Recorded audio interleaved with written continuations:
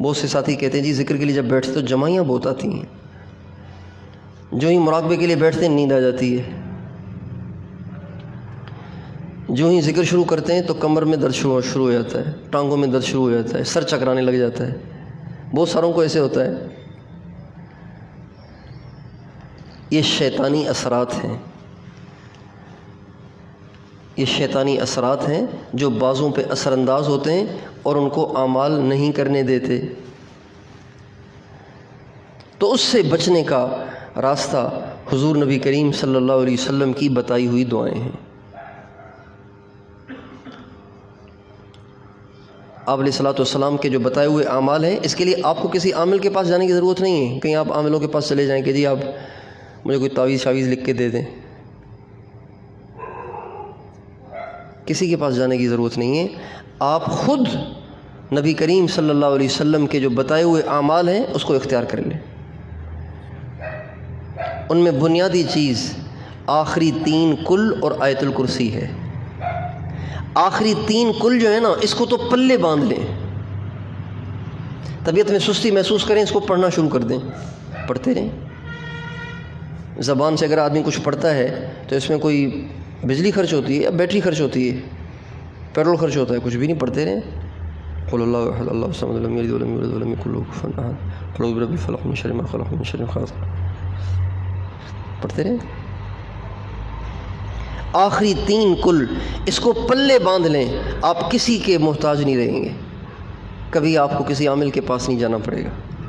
آخری 3 کل اس کی پابندی کریں، اور آیت الکرسی اس کو پلے باندھ لیں۔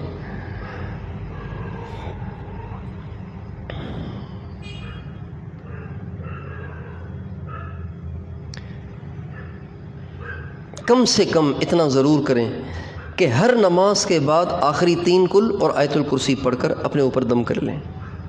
سالک کو، اللہ کی محبت کے راستے پر چلنے والے کو اس کا تو اہتمام کم از کم ضرور کرنا چاہیے، ہر نماز کے بعد آخری 3 کل اور آیت الکرسی پڑھ کے اپنے اوپر دم کرے۔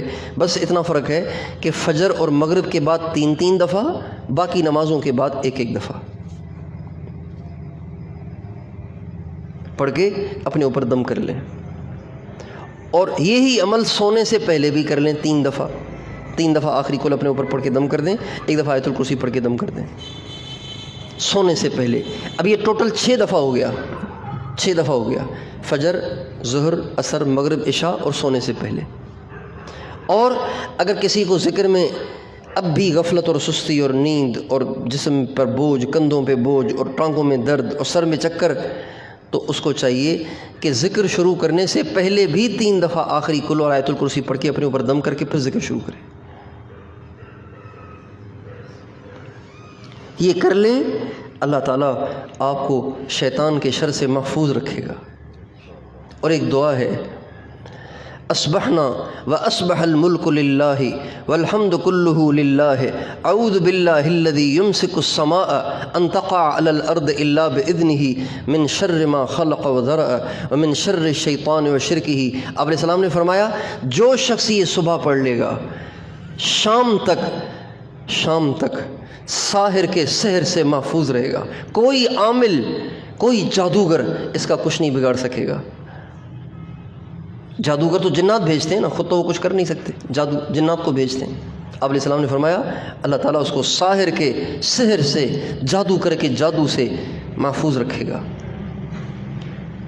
اور یہی دعا شام کو ایسے ہی پڑھنی ہے، صرف اصبحنا و اصبح کی بجائے امسینا و امسا پڑھنا ہے۔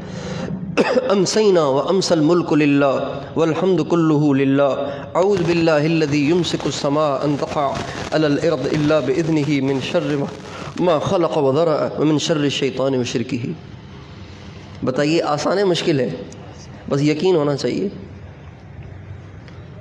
یقین ہونا چاہیے۔ ہر عمل کا اثر ظاہر ہونے کے لیے یقین شرط ہے۔